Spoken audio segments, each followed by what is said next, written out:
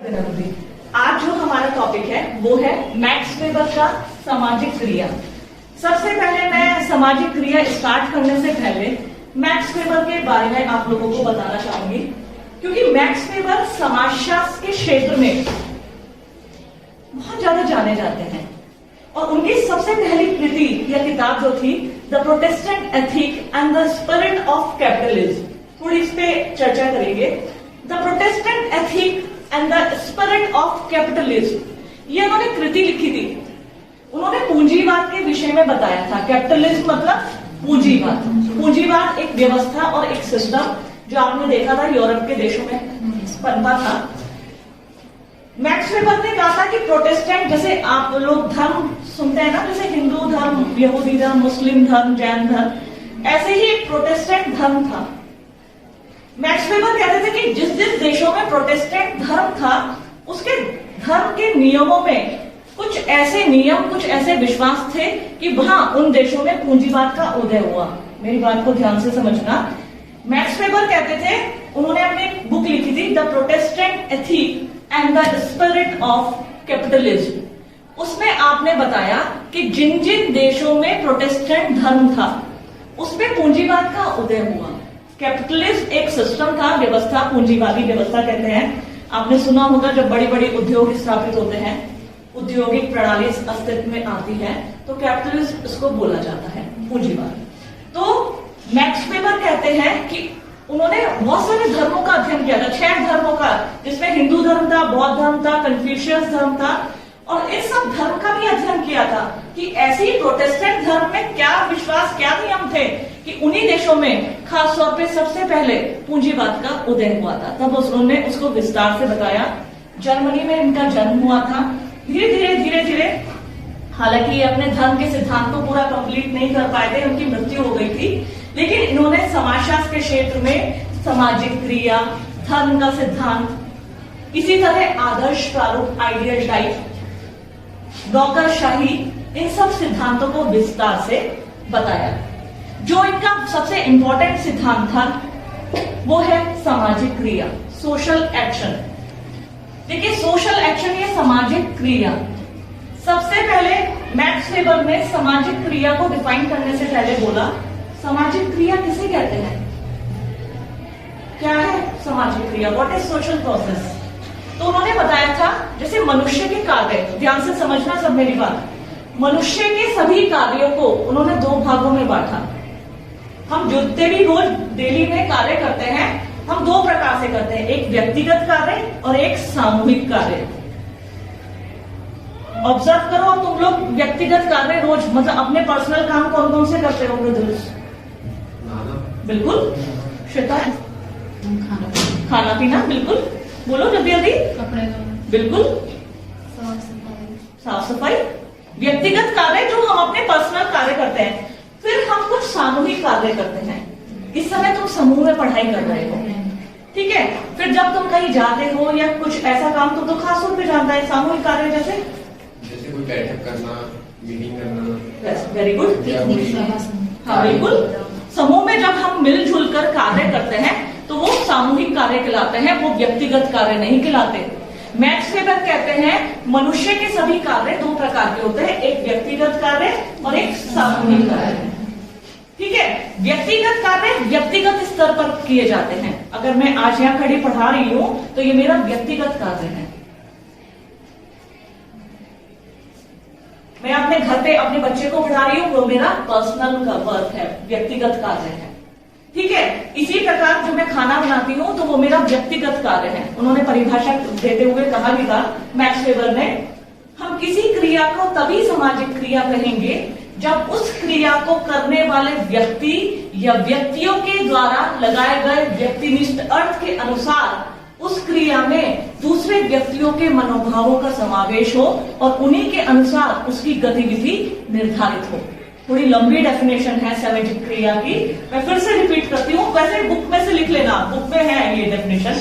हम किसी क्रिया को तभी सामाजिक क्रिया कहेंगे जब उस क्रिया को करने वाले व्यक्ति या व्यक्तियों के द्वारा लगाए गए व्यक्तिनिष्ठ अर्थ के अनुसार उस क्रिया में दूसरे व्यक्तियों के मनोभाव का समावेश हो और उन्हीं के अनुसार उसकी गतिविधि निर्धारित हो। कहने का मोटा मोटा अर्थ इनका था, हम व्यक्तिगत क्रिया को सामाजिक क्रिया नहीं करेंगे। जो हम पर्सनल कार्य करते थे, व्यक्तिगत कार्य, उसको हम सामाजिक क्रिया नहीं करेंगे, लेकिन हम सामूहिक क्रिया को, सामूहिक कार्यों को सामाजिक क्रिया कहते हैं।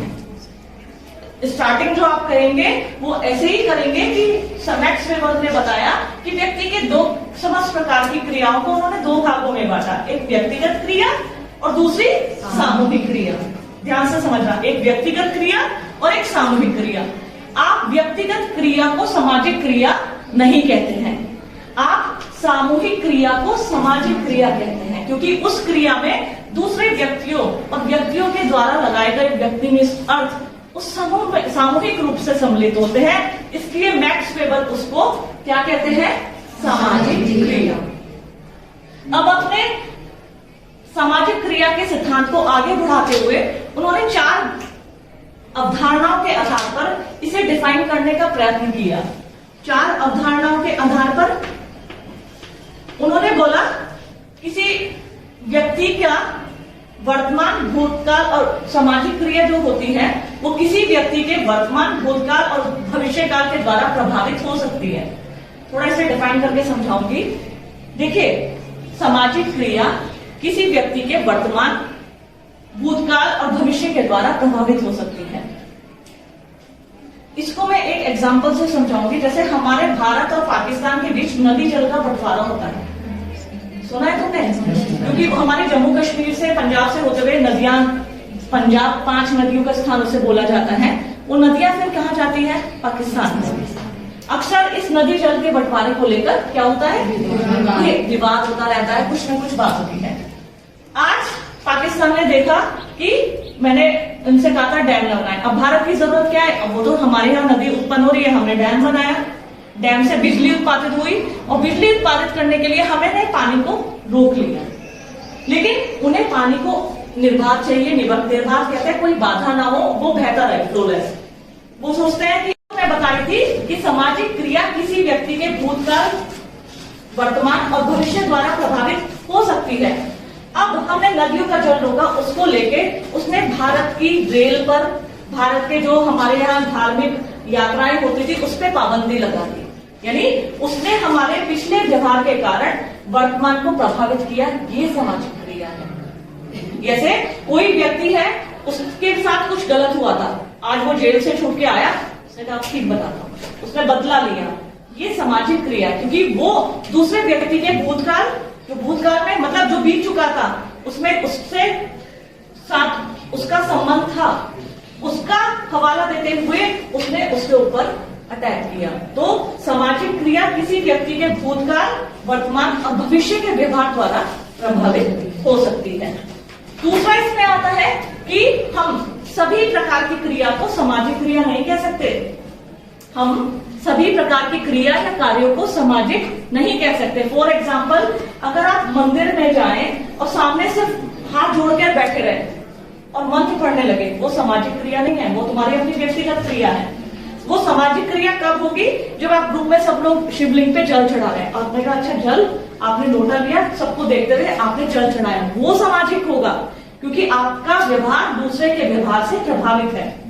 ठीक है, लेकिन आप सामने ध्यान लगाकर बैठे थे, वो सामाजिक क्रिया नहीं है। पहला पॉइंट मैंने बताया था। दूसरा पॉइंट मैंने कहा, व्यक्ति का प्रत्येक प्रकार का व्यवहार सामाजिक नहीं कहा जा सकता है, क्योंकि सिर्फ तुम ध्यान लगा के बैठे रहने से या मूर्ति के सामने बिल्कुल स्तब्ध होकर खड़े रहने से वो सामाजिक नहीं है। हाँ, लेकिन जब तुमने अपने व्यवहार को दूसरे के व्यवहार देखते हुए चेंज किया, पंडित जी ने कहा फूल चढ़ाइए, मंत्रोच्चारण कीजिए, अब ये बोलिए पुष्पम समर्पयामि, ठीक है, तो वो तुम्हारा व्यवहार सामाजिक कहलाएगा, क्योंकि वो दूसरों के व्यवहार से प्रभावित है। इसी प्रकार व्यक्ति का प्रत्येक प्रकार का संपर्क भी सामाजिक नहीं कहलाता। मतलब अक्सर हम अपने दैनिक जीवन में रोज कहीं ना कहीं जाते हैं, ठीक है, यात्राएं करते हैं रेल में, तो जरूरी नहीं है हम सबसे बातचीत करें। बुक में भी दे रखा है, जैसे 2 साइकिल वाले हैं, आपस में टकराए, उठे और चले गए, वो संपर्क सामाजिक नहीं होगा। लेकिन हाँ, अगर वो उठे और लड़ाई की आपस में, तूने मेरे को टक्कर मारी, तूने मुझे धक्का दिया, वो सामाजिक होगा, क्योंकि वो सामने वाले के व्यवहार से प्रभावित है। मैंने अभी भी बताया तुम्हें, व्यक्ति का प्रत्येक प्रकार का संपर्क जो होता है वो सामाजिक नहीं होता जब तक कोई रिएक्शन ना मिले सामने से। राइट, जब तक उसको अंतःक्रिया या इंटरेक्शन उसका ना हो। अब जैसे रेलवे में आप अक्सर हम सभी लोग यात्राएं करते हैं, गए सीट पे लेटे और अपनी यात्रा पूरी की, बैग उठाए आ गए। बहुत सारे व्यक्ति मिले, जरूरी नहीं है हमने सबसे बात की, भाई साहब जरा साइड हो जाइए, इसको सामाजिक नहीं कहेंगे। फिर हाँ, सामाजिक किसे कहेंगे? अरे मेरी सीट नंबर थी, आप कैसे बैठ के खड़े होइए यहाँ से, अरे भाई साहब मेरी सीट है, देखो मेरे पास भी टिकट है। वो संपर्क सामाजिक कहलाएगा, क्योंकि उनमें इंटरेक्शन हुआ, अंतःक्रिया हुई। तो प्रत्येक प्रकार का संपर्क जो होता है वो सामाजिक नहीं कहलाता। वो सामाजिक कब कहलाता है? जब उनमें आपस में अंतःक्रिया होती है। ठीक है, इसी प्रकार सामाजिक क्रिया समूह के सभी लोगों द्वारा की जाने वाली एक सी क्रिया को भी नहीं कहते। कैसे? जैसे बारिश आई, आप छतरी लेके गए, बारिश आ गई, आपने छतरी खोली, तो सभी लोग छतरी खोलेंगे जिनके पास होगी। ऐसा तो नहीं है तुमने देखा अच्छा श्वेता ने छतरी खोली, चलो मैं भी छतरी खोलती हूँ, है ना? छतरी तो हमने कब खोली? जब बारिश आई। और लगभग सभी लोगों ने उस समय बारिश के समय अपने अपने छाते निकाल लिए। तो सभी के द्वारा एक जैसा किया जाने वाला व्यवहार भी सामाजिक नहीं कहलाता जब तक वो प्रभावित ना हो, क्योंकि वो तो कॉमन सेंस की बात है। अगर हम सभी घर में गए या कहीं गए, अच्छा गर्मी लगती है, पंखा ऑन कर दिया, ऐसा नहीं है अरे इसने पंखा ऑन रखा मैं भी पंखा ऑन करूंगी नहीं, ऐसा नहीं है। हमारा प्रत्येक प्रकार का सामूहिक व्यवहार सामाजिक तब तक नहीं कहलाता जब तक वो सामने वाले से या उसकी अंतःक्रियाओं से प्रभावित नहीं होता। ये 4 स्टेटमेंट थी। अब मैक्स वेबर ने सामाजिक क्रिया को 4 भागों में बांटा है। अब मैक्स वेबर ने सामाजिक क्रिया के 4 प्रकार बताए। 4 प्रकार उन्होंने कहा सामाजिक क्रिया 4 प्रकार की होती है: तार्किक क्रिया, मूल्यांकनात्मक क्रिया, प्रभावात्मक क्रिया, परंपरागत क्रिया। देखिए, फर्स्ट आती है तार्किक क्रिया, जो तर्क के आधार पर, तर्क कहते हैं लॉजिक्स को, जो तर्क के आधार पर की जाती है। तर्क मतलब हमें पहले किसी भी कार्य को करने से पहले, देखो मैं बार बार समझा रही हूँ, क्रिया या कार्य सेम है। जो लॉजिक्स के आधार पर, तर्क के आधार पर कि आज मैं कोई बिजनेस शुरू करने जा रही हूँ, तो मैं जैसे कोई कोचिंग इंस्टीट्यूट है तो कहते हैं कि कोटद्वार में कोई कोचिंग नहीं है, चलो यहाँ कोचिंग इंस्टीट्यूट देखते हैं क्योंकि यहाँ चल सकता है। क्यों? यहाँ कोई कोचिंग इंस्टीट्यूट नहीं है। लॉजिक्स देखना। फिर स्टूडेंट यहाँ दूर दूर से पढ़ने आते हैं। जब लाभ हानि के तथ्यों को ध्यान में रखते हुए कोई कार्य किया जाता है, तार्किक क्रिया कहते हैं। तर्क के आधार पर जब कोई क्रिया संपादित की जाती है तो उसे तार्किक क्रिया मैक्स वेबर कहते हैं। फॉर एग्जाम्पल, जैसे कोई भी कार्य है, जैसे आपको कहीं यात्रा करनी है, ठीक है, यात्रा करनी है, आपने निश्चय किया है किसी धार्मिक स्थल की यात्रा करनी है। अब आप वास्तव में तर्क के आधार पर, तर्क कि हमने आज तक 4 धाम यात्रा में किए हैं, काट दो। जो तर्क को आधार पर जब कोई भी काम, देखिए तर्क को आधार पर मतलब अपने लाभ हानि को ज्ञात करना, इससे मेरी हानि तो नहीं होगी, इससे कुछ मेरा कष्ट तो नहीं पहुंचेगा, इससे मुझे सही रास्ता मिल रहा है ना। जो क्रिया या जो कार्य तर्क के आधार पर किए जाते हैं उसे कहते हैं तार्किक क्रिया। मैक्स वेबर ने दूसरी क्रिया को बताया मूल्यांकनात्मक क्रिया, जो हमारे कला नैतिकता के आधार पर संपादित की जाती है। जो कार्य या जो क्रिया कला नैतिकता के आधार पर संपादित किए जाते हैं उसे मूल्यांकनात्मक क्रिया कहते हैं। जैसे जरूरी नहीं है हर चीज में लाभ ही लाभ हो, कुछ चीज मानसिक संतुष्टि के लिए भी किए जाते हैं। कुछ कार्य, आप जा रहे हैं, आपके पास कुछ भोजन है, फिर एक व्यक्ति ने आपसे मांगा, तो जब आप कहोगे अच्छा ये तो एक पराठा है, मैं कैसे दे दूं, मुझे भी तो भूख लगी है। लेकिन जरूरी नहीं है, आपकी नैतिकता, जो हम मोरल जिसे कहते हैं, कि हम कहते हैं चल अच्छा आधा मैं खा लूंगी, आधा इस व्यक्ति को दे दो, जरूरी नहीं है सब जगह लाभ देखा जाए। तो ऐसी क्रिया या ऐसे कार्य जिसमें कला और नैतिकता का स्थान होता है तो उसे कहा जाता है मूल्यांकनात्मक क्रिया। जैसे हम सर्दियों में कंबल वितरण करते हैं, बिल्कुल, तो जरूरी नहीं है हमारे पैसे कम हो रहे हैं तो उससे दूसरे को सुख भी तो मिल रहा है, ठीक है। फिर है प्रभावात्मक क्रिया। प्रभावात्मक क्रिया जो आवेगों और संवेगों के द्वारा प्रभावित होती है। क्रोध, हंसना, आवेग, संवेग, तुम देखते हो अपने आप को या मैं खुद भी ऑब्जर्व करती हूँ, किन्हीं परिस्थितियों में हमें एकदम आवेग आ जाता है, गुस्सा आ जाता है, क्षण भर में हमें लगता है अरे ऐसा नहीं करना चाहिए था, है ना। फिर हम आवेग, संवेग, तो ये नॉर्मल सी कंडीशन होती है। ये मत सोचना तुम्हारे अंदर गुस्सा है या तुम बहुत खुश मिजाज हो, ऐसा नहीं है। ये हमारी जो है बिल्कुल कॉमन सी व्यवहारिक पक्ष है और ये सबके अंदर होता है। तो ऐसी क्रिया या ऐसे कार्य जो आवेगों और संवेगों के द्वारा संपादित होते हैं वो प्रभावात्मक क्रिया के अंतर्गत आते हैं। लास्ट है परंपरागत क्रिया। जैसे कि इसके नाम से ही आपको पता चल रहा है, ट्रेडिशनल एक्शन। परंपरागत क्रिया जो हमारे प्राचीन नियमों, विश्वासों के आधार पर संपादित होते हैं, जो कार्य जो हमारे प्राचीन काल से नियम, प्रथाएं, परंपराएं चली आ रही हैं और आज हम उनका आज भी पालन कर रहे हैं। हमें पता है इन सब चीजों में हम सोचते हैं कि जैसे शादी है या बच्चे, नवजात शिशु का आगमन है, ऐसा नहीं होता, लेकिन हम तब भी उन रीति रिवाजों को मानते हैं। मुंडन संस्कार, चूड़ाकरण संस्कार, मुंडन संस्कार कोई कहते हैं, या बहुत सारे नामकरण संस्कार हम पालन करते हैं, जबकि हमें पता है ऐसा नहीं होता, लेकिन हम इसके परंपरागत क्रिया के द्वारा जो हमारे प्राचीन काल से चली आ रही है, ऐसे कार्य या ऐसी क्रिया को परंपरागत क्रिया कहते हैं। तो मैक्स वेबर ने अपनी सामाजिक क्रिया को 4 प्रकार बताए। पहली तार्किक क्रिया जो तर्क के आधार पर, लॉजिक, क्या लाभ क्या हानि।